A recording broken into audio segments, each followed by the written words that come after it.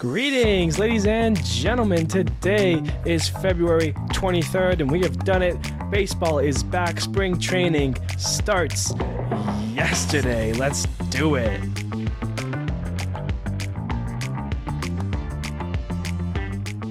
Hello, everybody. My name is Steven. This is the middle of the order. How are we doing? It is Friday, and baseball happened yesterday. Baseball's happening. We are back. Spring training is officially underway, and we're very excited for it. At least I am. I hope you guys are as well. Speaking of spring training and getting ready for the season, as I said in last week's episode, we're officially starting our TRPs, our team reviews and projections of the season. We'll be rolling out 2 every day, Mondays through Fridays, starting next week. So the 26th, we're going to have our first 2 TRPs. We'll have 10 that week, 10 the following week, and 10 more on that last week, gearing up for the Soul Series, gearing up for the beginning of the season. Very exciting stuff. So I hope you guys tune into those episodes, check them out, and get excited about your team's, projections for the 2024 season.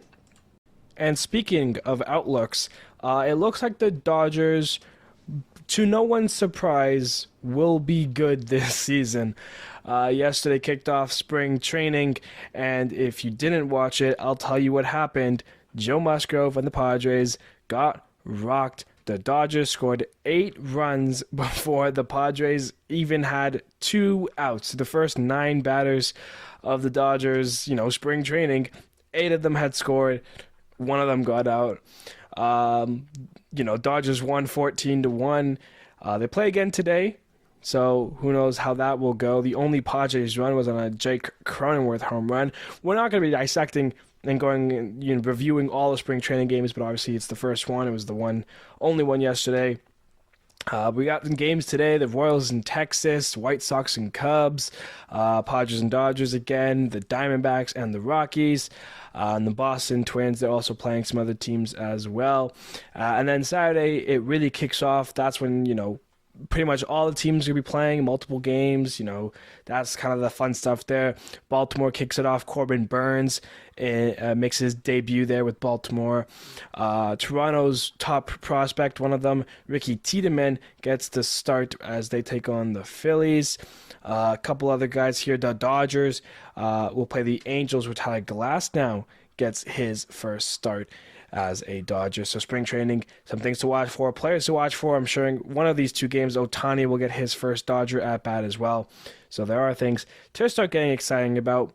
But we have to talk about the offseason still. Signings are still happening. We've got news, and we're going to talk about all the signings that happened this past week, starting right now. So let's start by talking about Liam Hendriks, as he is signing a 2-year, $10 million deal with the Boston Red Sox, with a mutual option for 2026 for $12 million.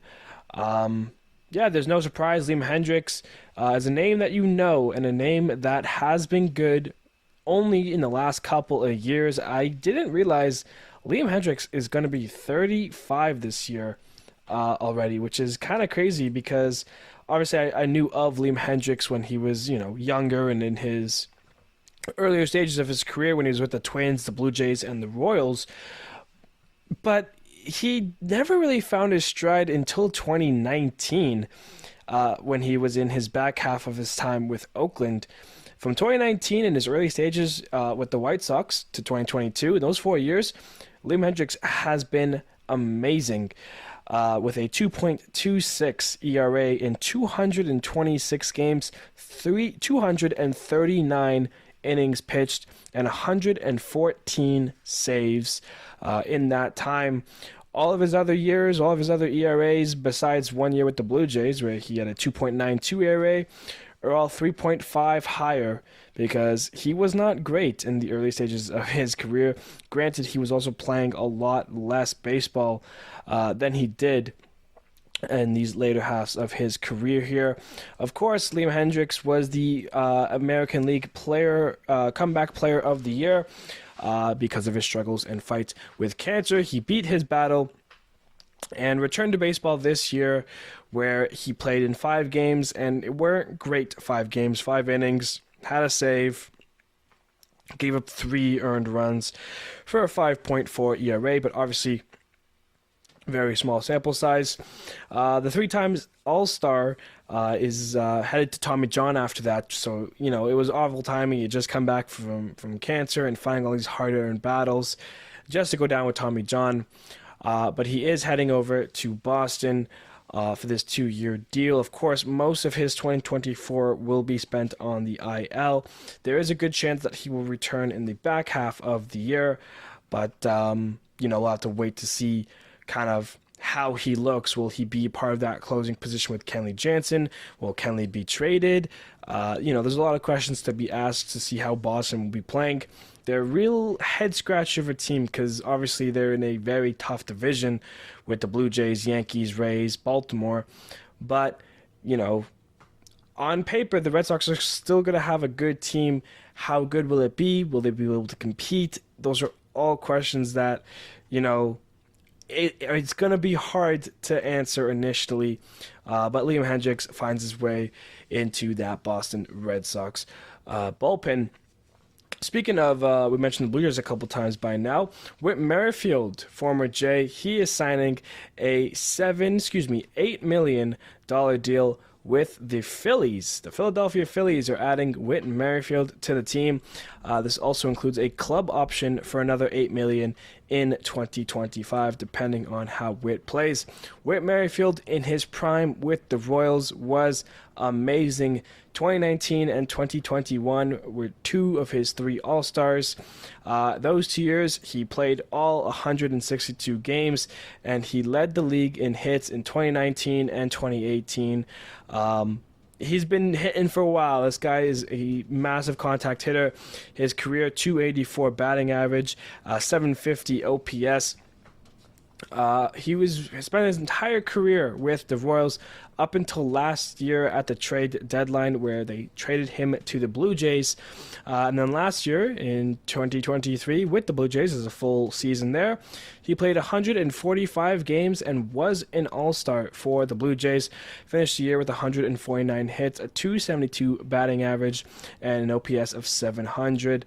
So Whit Merrifield, despite being up there in age these days, he's going to be turning 35 as well. Obviously he has not been himself since the beginning of his career, 2017, 2018, where Whit was on his stride. He was playing in every game of the year. That all changed in 2022, the year he was traded. And, he can still be a good ball player for Philly. Of course, Philadelphia has their spots, I would say mostly filled. Let me double check on all of that. But Whit Merrifield can still be a very useful, backup, defensive. No, I wouldn't go defensive because he's a hitter. Pure out, he will be hitting the ball. He will find, the gaps in the field. He's still a contact guy. He's still that guy. But it just seems like their infield is kind of shored up. Bryce Harper expected to be playing first base. Bryson Stott, Trey Turner, and Alec Boehm kind of make up your trio, infielder right there. Of course, Whit has played some outfield before, but when you go outfield, you have Nicholas Castellanos, you have Brandon Marsh, Johan Rojas, who was a kind of key part in their, postseason run last year. Their 1 through 9 is very set. So it'll be interesting to see how much playing time Whit gets and where he will be getting it. But Whit will be making his way over to Philly. And the last bit of news here to get things going here, Brandon Woodruff. He is back with the Brewers, a 2-year, $17.5 million deal with a mutual option for 2026 for $8.75 million there. Brandon Woodruff, he's going to be out this year. Flat out, he's done. He's not playing. He had Tommy John, and he's going to, be recovering from that. But he's still a guy, and he's been that guy. Of course, we know that we talked about the Brewers a couple episodes ago about how this rotation has changed from Corbin Burns, Brandon Woodruff, and Freddie Peralta to now just Freddie Peralta. Brandon Woodruff, he is back at least for another year. Maybe he's able to come back at the end of the year, but I wouldn't, put my eggs in that basket just in case. Two-time All-Star and finished 5th in Cy Young voting in 2021, all his 7 years with the Brewers, and he is deciding to stay there, so he'll be there recovering from his surgery with the Brewers. So there you go. There is some signings for you guys. So now let's move on and talk about an extension. We'll put a pause in the signings for a little bit and talk about Mitch Keller with your Pittsburgh Pirates. They have made an agreement on an extension, 5 years for Mitch Keller, and $77 million to his name. So first off, good for Mitch Keller. You always love to see your players get paid.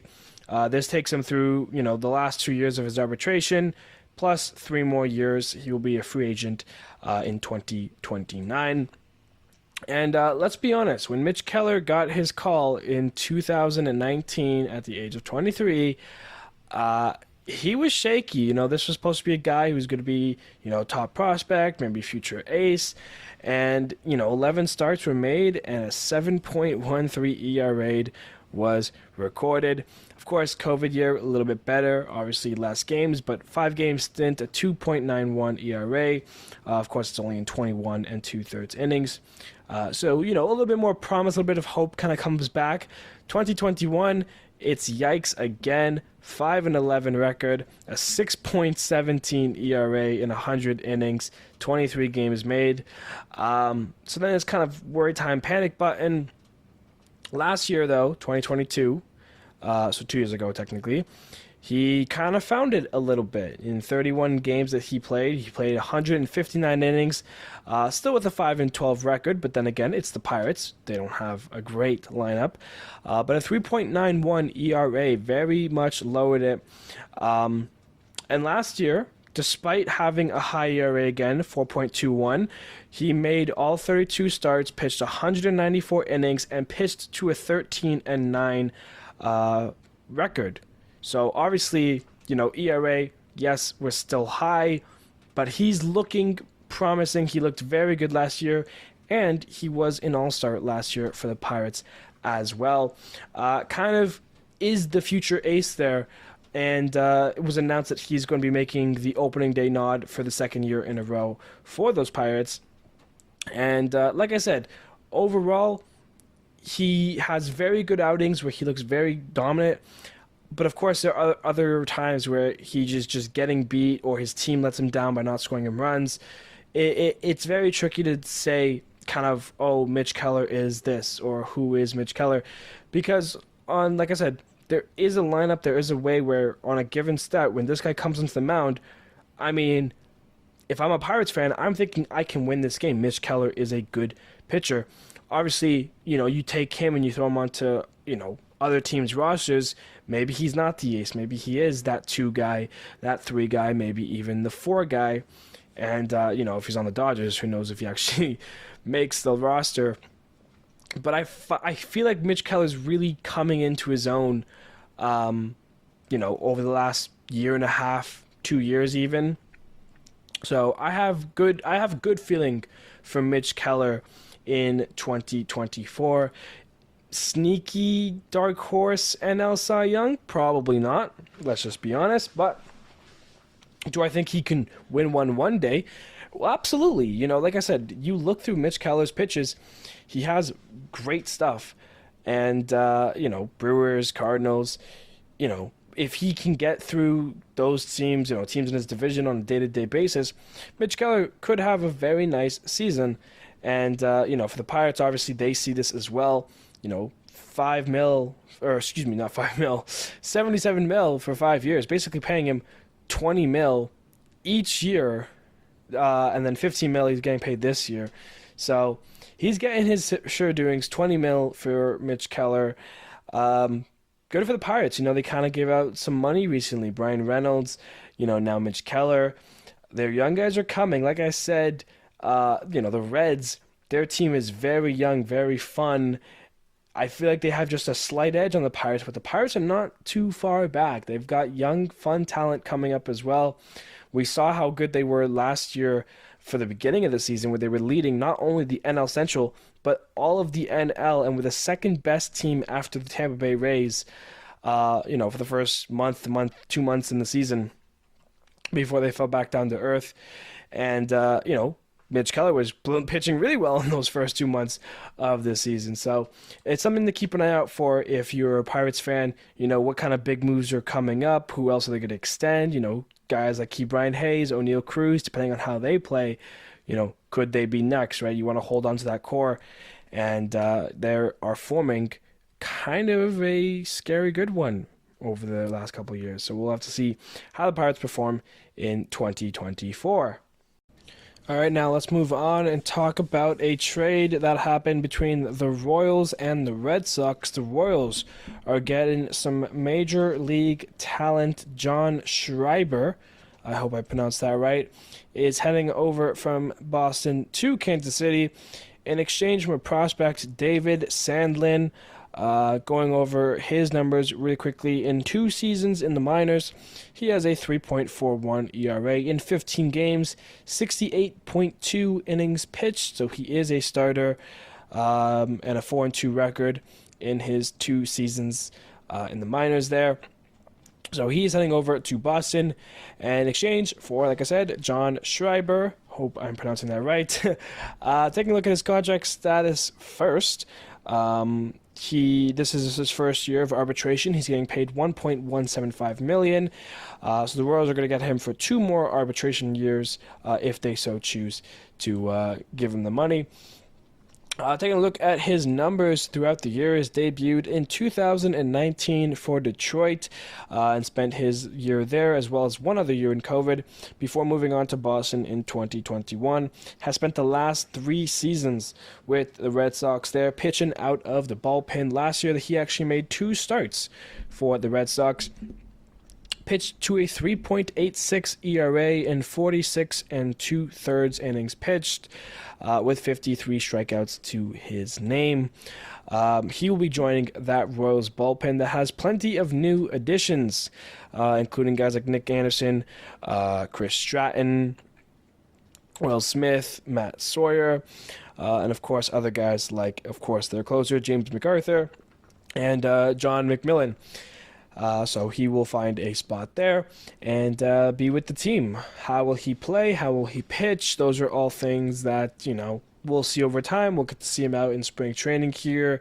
Like I said, it's a very new trade. He doesn't even have a number yet, but he is coming over and joining that Royals bullpen. And when you look at this Royals team now, slowly but surely, they start to look kind of like a team that you would know and a team you would cheer for, and a team that would make the World Series, probably not, but a team that could make a playoff push and maybe have a wild card chance. If all things go right, maybe we could be talking about the Royals chasing a wild card, maybe winning the division. Who? I don't really know. But of course, we'll be talking about that a little bit, next week. But the Royals, they make a trade, and hopefully will work out for them in the long haul. Because, like I said, he has a couple years on his contract left. And, found success in Boston. He can find success in Kansas City, right? All right, let's jump back into some more signings here. And let's start with Randall Grichuk, who is signing a 1-year, $2 million deal with the Arizona Diamondbacks, plus a mutual option for next year for what I believe is $6 million. So a hefty price there if Randall can perform with the Diamondbacks. And he's been performing kind of his whole career as a just below average, middle average hitter. You can kind of call him underrated for what he is. And what he is a player, a ball player. He's a starter. He goes out there, gives you as many games as he can, gets you some good at-bats, and, puts up some decent numbers. Started his career with St. Louis before he got moved over to Toronto, where he spent 2018 to 2021, and then signed with Colorado in 2022 and 2023. And of course, last year he was traded to the Angels as well, where, he kind of fell off when it's heading over to LA. But when he was with Colorado last year, he was putting up some very nice numbers. Maybe the Coors effect, yes, but in 2022, his numbers were not as good as they were to start 2023. He is going to be 32 this year, and he will find himself on an Arizona Diamondback roster where there is outfielders all over the place. So how will Grichuk get his playing time? Maybe he's going to be DHing when there's a lefty in. He hits the lefties very well, but as we talked about, or as I mentioned very briefly here, the Diamondbacks, they have Corbin Carroll, they have Lourdes Gurriel Jr., who was teammates with Grichuk when they were on Toronto. Guys like Alec Thomas and Jake McCarthy as well. So Grichuk is now the 5th outfielder on that Diamondbacks team, so his playing time should be limited. But, like I said, he still puts up nice numbers. Last year, with a combined Colorado and LA, played 118 games. His lowest, besides COVID, and his first year in the majors, we only played 47 games. He had 116 hits, 16 home runs, 44 ribbies, a 267 batting average, and a 779 OPS, just under league average, as I mentioned. And, like I said, Grichuk can still be a productive at-bat, possibly a trade piece, depending on how they want to look at him. Maybe they end up trading someone like Jake MacArthur. But Grichuk, could be some DHing spots for him. He could find, that veteran leadership approach. He was kind of that for Toronto at one point. Didn't work out well. But now, he's going to be 32. He's, got a couple more years under his belt. Maybe could have more of that, I wouldn't say Evan Longoria effect, but someone who can kind of control a team's emotions, control some of the young kids there.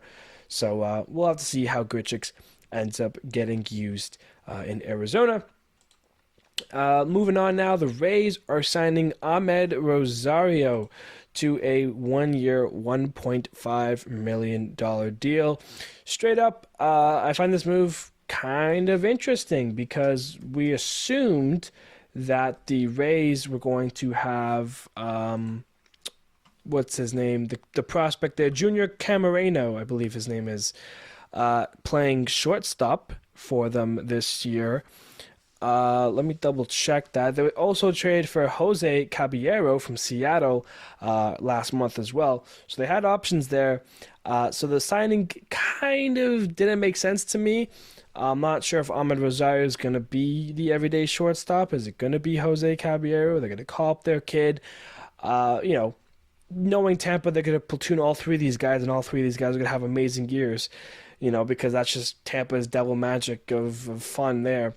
But, it's an interesting signing. Ahmed Rosario's had quite the career of ups and downs.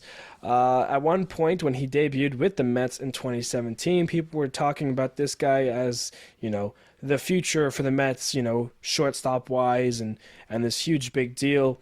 And it just wasn't clicking. And after the COVID year, 2020, they ended up trading him over to the Cleveland Guardians in exchange for another good shortstop. What's his name again? Francisco Lindor, I think was his name, that headed over to the Mets. So tough one there for Ahmed Rosario. Spent the last 2.5 years with Cleveland before last year getting traded from the Guardians over to the Dodgers, where he finished off his season. And he finished it off nicely in those 48 games with the Dodgers. Had a 709 OPS and a 256 batting average. Never been a home run hitter in his 7-year career, only has 60 home runs to his name. In total last year, in his age 27 season, had 6 home runs, a 263 batting average, 683 OPS, 134 hits in 142 games. So kind of a yikes there for Ahmed. As there's more prospects coming up and new shortstops entering the game, you know, Ahmed Rosario here is kind of at a point where, entering his age 28 season, he needs to have a really good year with Tampa if he kind of wants to stay relevant, if he kind of wants to keep playing, because there's always new players coming up, players gunning for jobs. And when you look at the shortstop class, I mean, your team probably has a half decent shortstop. So, I mean, Ahmed Rosario's times could be limited here, but he needs to have a really nice season. He is fast. He can still, have a good glove. So he could be that kind of bench defensive replacement, speed, bat option. But I feel like his days are numbered here unless he really gets it going. What I have here, I have Baseball Reference is projecting Ahmed Rosario to have 10 home runs this year with Tampa, and bat to a 720 OPS and a 274 batting average, which I can kind of agree with you. I think he's going to have a really good year with Tampa because players and pitchers who just end up coming to Tampa have good numbers and good years.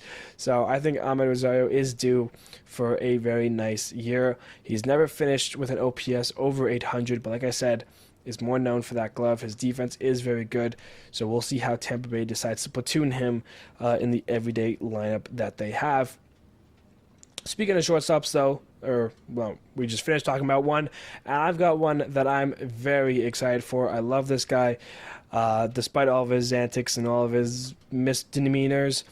Tim Anderson, he is back. He is signing a 1-year, $5 million deal with the Miami Marlins. And God, I hope a change of scenery is going to do this guy right, because this guy is a ball player. I love him to death. 2016, finished 7th in Rookie of the Year voting, so nothing special. And since then, in his 8-year career with the White Sox, he's put up some really great numbers. 1,021 hits, 98 home runs. He's too shy of his 100th home run, 282 batting average, and a 735 OPS. He was the batting title winner in the AL in 2019 with a batting average of 335. In 2020, in the COVID year, finished 7th in MVP voting with a Silver Slugger, and then was an All-Star both in 2021 and 2022. So this guy's numbers just kept going up. His OPS well above 800, sitting around 800. And 2023 was a drop rock-fell year for him. Last year, Tim Anderson was awful, a 582 OPS, a 245 batting average, which he brought that up towards the end of the year because it was much lower. Only had 1 home run, 121 hits. It just wasn't a good year for Tim Anderson. The shortstops in the AL Central, Tim Anderson, Javi Baez, were not having good years. Hopefully Tim Anderson can bounce back with Miami. A change of scenery helps out, and he can find that form again like he had in 2021, 2022, even in his batting title days in 2019 as well. So all the best for Tim Anderson. I hope he has an amazing year in Miami. I think it's a great move, $5 million too, despite his year. I think he's well worth it, and I think he's going to have a great year for the Marlins.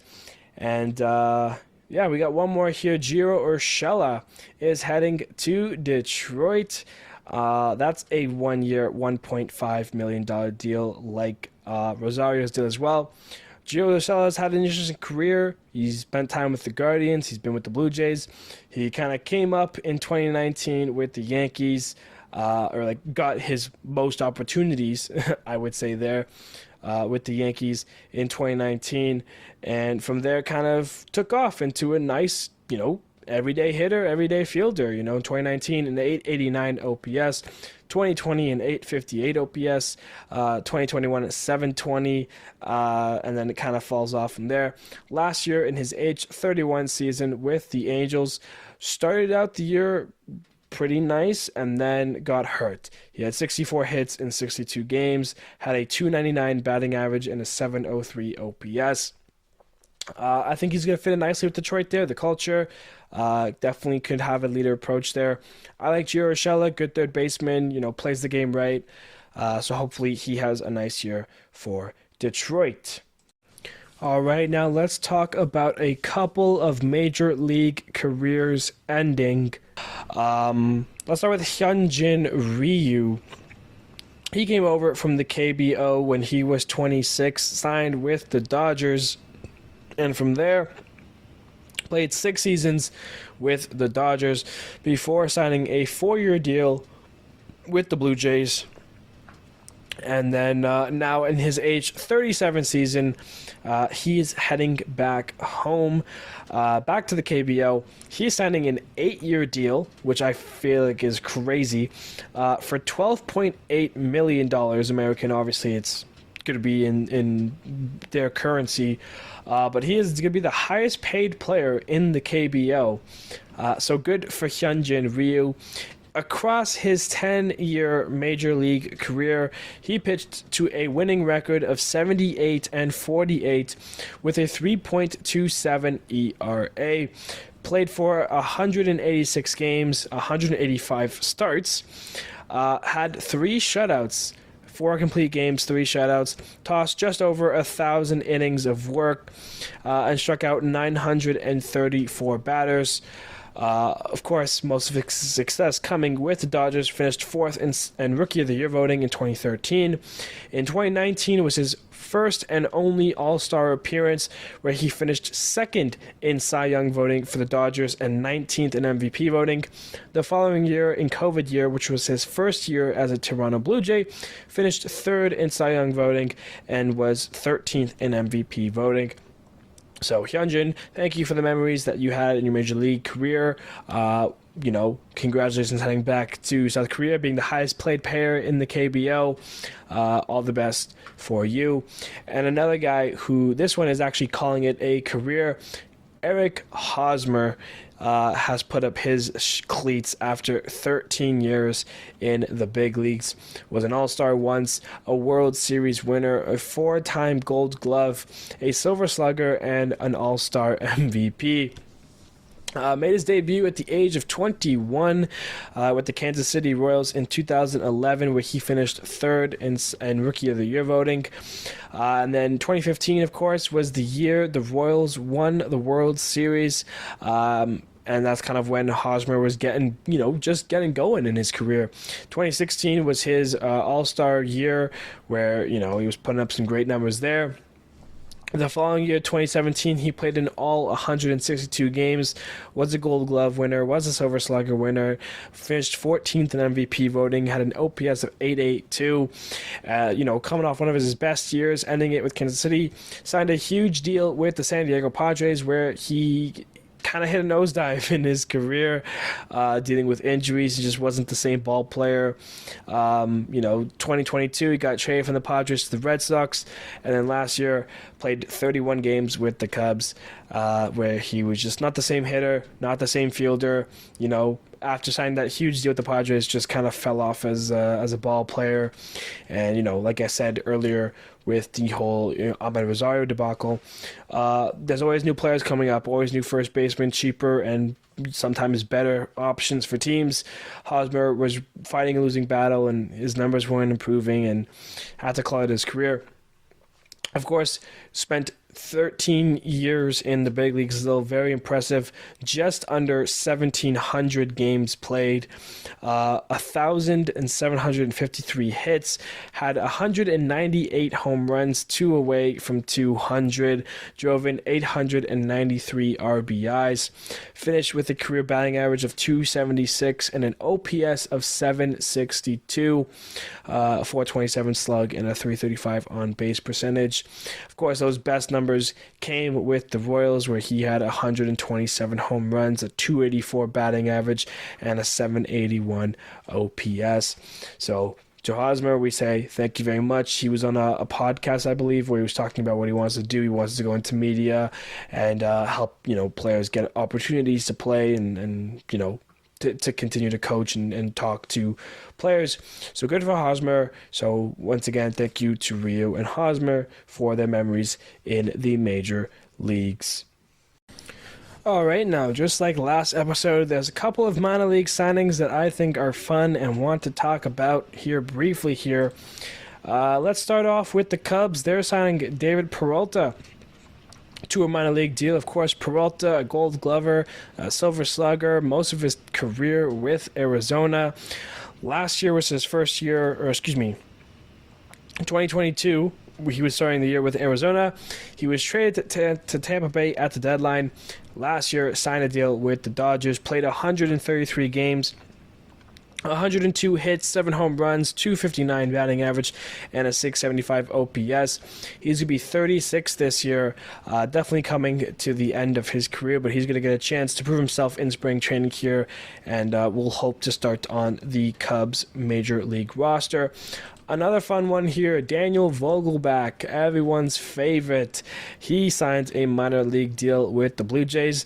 He was an all-star once upon a time, 2019 with Seattle. He was really good.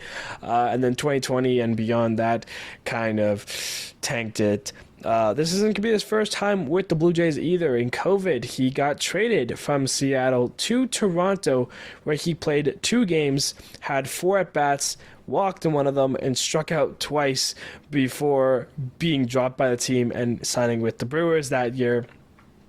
From there, he played with Pittsburgh. He's played with the Mets, where he's kind of found his most success, I guess, since his All-Star in 2019. In 2022 with the Mets, he finished with an 830 OPS in 55 games with 6 home runs. Last year with the Mets, a 742 OPS, 233 batting average, 13 home runs, and 48 ribbies. So he actually wasn't awful last year. He's kind of, I guess, the Brandon Belt replacement, question mark. We'll see how, if he starts the year with the team or not. But he signs a minor league deal with the Blue Jays. And then obviously the most fun one here, Ji-Man Choi. He is signing a minor league deal with the Mets. However, it's a split contract.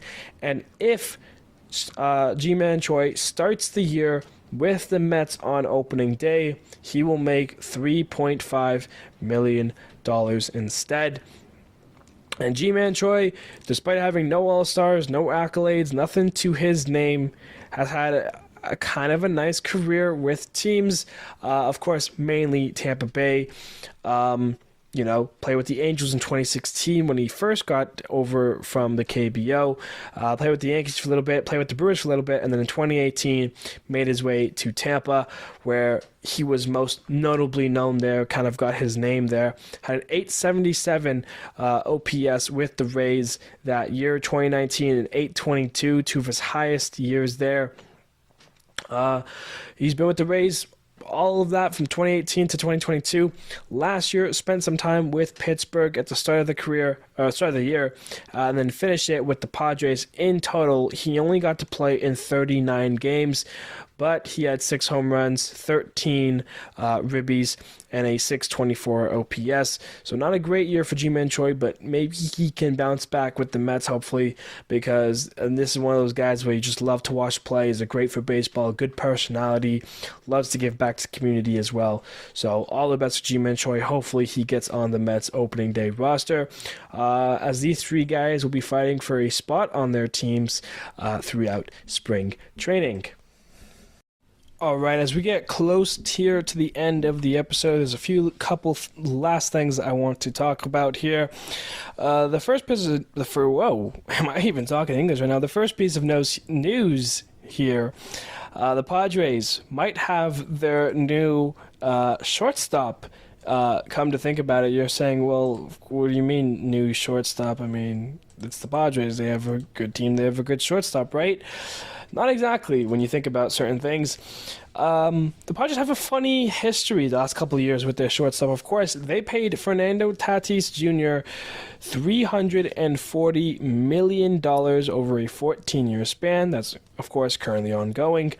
But this is when he was the shortstop. Since then, they moved him to right field when they signed Xander Bogaerts to a $280 million contract. You guys know what I'm talking about. For 11 years, 9 numbers there, 9 figures. So two guys that they spent, well over $600 million, and Bogarts is now going to be playing second base. The Padres announced that they're going to be trying out him at second base, and their second baseman, Ha-Sung Kim, is being moved and swapped back over to shortstop. Of course, he was brought into it as a shortstop, but was playing second base because of Tatis, because of Bogarts. Jake Cronenworth, he was a second baseman. He got moved over to first base, and now here you go, Ha-Sung Kim is getting his runs at shortstop this year, while Xander Bogaerts will be playing second base, which I find very interesting, of course, because you're paying Xander Bogaerts, for 11 years. That just started. Like, last year was his first year of this deal with the Padres. He has to go all the way to 2034. Tatis, he's another guy who's going to be around until 2035. Meanwhile, Ha-Sung Kim, this year is essentially his last year. The Padres and him do have a mutual option for $7 million, but depending on how he plays, if I was Ha-Sung Kim, I would probably decline that and try my free agency out this year already. Of course, the free agent class is very good, but it doesn't hurt to take the $7 million deal with the Padres, go one more year before becoming a free agent in 2026. But, I find it interesting that the Padres are doing that swap, signing Tatis, shortstop, send him to right field, sign Bogaerts, shortstop, send him to second base. Will this move last? Obviously they can switch it on a day-to-day, but I think they're going to hope to have Bogaerts at second baseman every day and have Ha-Sung Kim at shortstop every day. Another news here. I guess that wraps up what the Padres did. That's all I want to talk about. In other news, the Mets are losing Kodai Senga for a little bit. He is shut down with a right shoulder strain. It's a little bit more in depth than that, but he is expected to miss opening day. He was expected to be the Mets opening day starter, and without him in the lineup, you have to ask yourself, who is going to be the Mets day oneer? Will it be Jose Quintana, who they signed in free agency last year? Will it be one of the new guys that they got in free agency, Luis Severino, Sean Manaea? Of course, they trade this year for Adrian Hauser. And of course, now with Kodai Senga being out for opening day, Fangraphs has projected that Tyler McGill will be joining the rotation, be the fifth man there. Obviously, if you're a Mets fan, that sucks because Kodai Senga is probably one of your best players alongside guys like Pete Alonso, Francisco Lindor, and Brandon Nimmo. He's definitely your best pitcher. Definitely starting-wise. You can debate it with Edwin Diaz, of course, but Edwin Diaz had to miss all of last year, so who knows how he will be entering this year. I would take Kodai Senga over Edwin Diaz. Kodai Senga had a very nice year last year with the Mets, and was going to be a nice opening day starter, but unfortunately with this injury, he will be sidelined to start the year. I'm not sure how long that will be, perhaps up until May, maybe a little bit sooner, maybe a little bit later. My guess was May when I was reading it, but who knows what could actually happen. Setbacks do happen in baseball, so that was just one thing to note there with the Mets. All right, we've got one last thing to discuss here in today's episode, and it's something I've touched upon before and something I'm never going to touch upon again because of how dumb it is. And we're talking about MLB Network's Top 100. Now, if you've been watching these episodes throughout the offseason, I've mentioned once or twice about MLB's top 10 positions right now and how it doesn't make sense because how do you define right now? What are the numbers they go off of? How does it work? Well, after they're done their top 10 at every position, they do their top 100 entering the year. And obviously, there are so many great ball players, it's hard to have a distinct list, something that everyone can agree on because there are so many, if this, then this, but how about this? There's so many of those, players that's like, they're so good that they're so on the same level. You can argue with them, with people, and debate this topic. And that's one thing, and the list will never be perfect. It's 100 players matching them in order, like each one specifically, impossible stuff. I agree with that. But when you start to look at the list as a whole, and you start to see certain things, you have to wonder, how does that make sense? We're going to go off the top of the list just to make it easier because it's the easiest to look at things. We'll start with number 1. Ronald Acuna Jr. Is MLB Network's, according to MLB Networks, Ronald Acuna Jr. is the best player in baseball right now. That makes sense. He's an MVP winner, 100%, guaranteed. Like, I agree with that. There maybe is one other guy you could say, sure.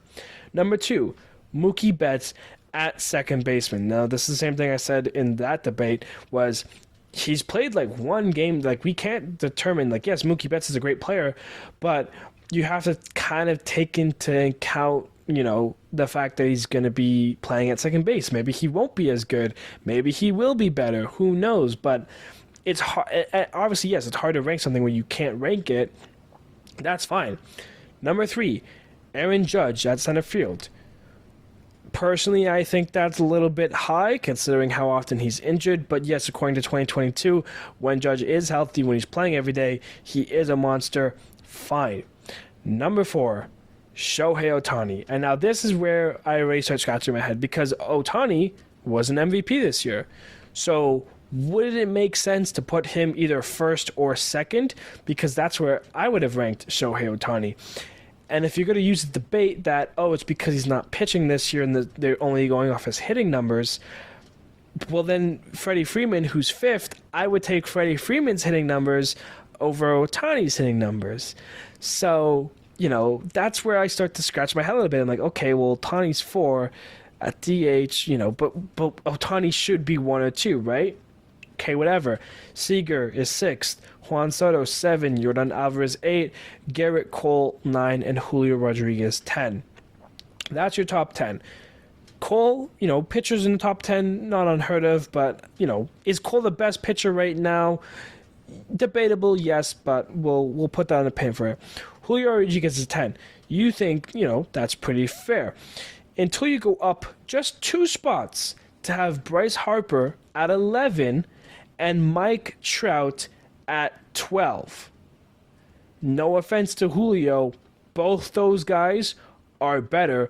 Both those guys are top 10. Why is Bryce Harper and Mike Trout ranked 11th and 12th? Bryce Harper is playing first base, new position. Does that have something to do with it? Sure, but if that's the case, how come Mookie Betts is second? Mike Trout, center fielder, he's getting up there in age. Well, he'll be DHing. Also, does that take into account? I don't think so. And now this is where my biggest problem is, because I started to look at the top 10s of each position while I was looking at the top 100 players. And I took a look at center fielders. Number 1 ranked, Aaron Judge. Well, that makes sense because he's number 3 on the top 100 list. Number 2, Julio. That's fair because there's no other center fielder between Judge and him. Sure. Number 3, Luis Robert Jr. Great center fielder. Absolutely deserving. Number 4 is Mike Trout. Okay, hold up. How now in MLB Network's top 10 players right now at every position, Luis Robert Jr. is ranked 3rd and Mike Trout is ranked 4th. But yet in MLB Network's top 100 players right now, just a whole, Mike Trout is ranked 12th, while Luis Robert Jr., you have to go all the way to 27 to find him. But he's better than Trout in every position right now in the top 10 in center field. But if we're just going off of top 100 players right now, Mike Trout's 12th, Luis Robert Jr. is 27th. That makes no sense to me. And that's, and that's only one example. As soon as I found that example, I got too heated to continue doing my lookings and researches and findings. But I mean, it's just, I couldn't look past that. I was also upset to see Yamamoto. Yamamoto, man. Listen, I've seen the numbers. I've seen him pitch in the World Baseball Classic. I 100% understand it. How can you rank him 61st in the top 100 players right now when he has no numbers in baseball? His career is 0. It's just a bunch of zeros. That's like putting Jackson Holiday on the list already at top 100 players when he hasn't even played a game. Like, Yamamoto cannot be on this list. You can't put Robert higher than Trout in center field, but then put Trout higher than Robert in overall. Like, there's just so many like factors and just annoying things that came up when I was doing these lists that I just didn't like. And for that reason, I'm officially 100% out on MLB Network's top 100 players, top 10 players at each position right now. It doesn't make sense. You know, there's like do they just put names in the hat and pick them out? Like, it bothers me because it's so all over the place. Like, Seiya Suzuki is ranked 84th, and Nolan Jones is ranked 87th, and then Ha-Seong Kim is ranked 88th. Like, but like, are they actually looking at numbers? Because like I said, I stopped doing my research, but I feel like Ha-Seong Kim had better numbers. Like Edwin Diaz didn't play at all last year, and he's ranked 80th. Why? You know, like, when they say top 100 players right now, define right now. Are we going off the last 3 seasons? Are we going off the last month of the season? You know, regardless, like I said, Yamamoto hasn't played a game. Why is he already 61st on the list? It just doesn't make sense. It doesn't add up. Then you say names like Brandon Nimmo at 70, J.P. Crawford at 69. Personally, I think Nimmo's way better than J.P. Crawford. Yes, J.P. Crawford had a great year, but if I'm doing a fantasy draft, you know, if I'm doing a baseball fantasy league, and I have to choose between Brandon Nimmo and J.P. Crawford, I'm taking Nimmo. That's just flat out how it is. So the list is flawed. I don't like it. It doesn't make sense, you know. And like I said, there's so many instances. Like right here, let me look at this one really quickly. Catchers, because they're all right beside each other, very easy. Will Smith ranked 45, JT Realmuto ranked 46, and then Sean Murphy ranked 47. Let me pull up the list of catchers right now, top 10 catchers. Here we go. Adley Rutschman ranked first. Will Smith ranked second for catchers. Third is Sean Murphy. Fourth is JT Realmuto. So in the top 10 players right now at every position, Sean Murphy is higher than Realmuto, yet in the top 100 players right now, JT Realmuto is ranked higher than Sean Murphy. Yeah, that's not how it works. It just isn't how it works. And then over here, you know, the catch, it's just,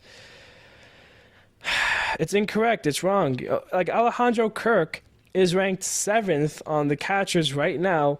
He's not even in the top 10, but Gabriel Moreno and Cal Raleigh, who are respectively ranked 9th and 10th in top 10 players at catcher right now, are ranked 93 and 94. So Yanyer Diaz, who is ranked 8th as well. So Kirk and Diaz, who are ranked 7th and 8th, not top 100, but they're ranked higher than Cal Raleigh and Gabriel Moreno, who are in the top 100. It just doesn't make sense. That's that. I can't keep going into this because I'll just continue to lose my cool over it. It's dumb. Don't listen to it. It makes no sense. You know, it's a cool for MLB Network to do their little things, but they have to fix it. They have problems with it. It's bad. Plain out bad. All right, and with that, let's call it a day. Let's end it there. How quickly you can rant about something. Thank you, everybody, so much for listening to today's episode. And we will be back in a short bit. Like I said, we're starting our TRPs. That starts Monday. Every day, Monday through Friday, 2 episodes. I'm going to hope that they range around 10 to 20 minutes, somewhere like that. But I'm excited to get those started and underway. I hope you guys are too. Stay tuned for that. More baseball news. We still have plenty of free agents still unsigned. What are we doing? What are the pants doing? I didn't even talk about that in today's episode. The pants are see-through. I can see guys' nuts and the shirts tucked into the shirt. MLB uniforms awful, but baseball is back. That's what I care about. Thank you, everybody, so much, and we will start the TRPs, and I will see you all on Monday.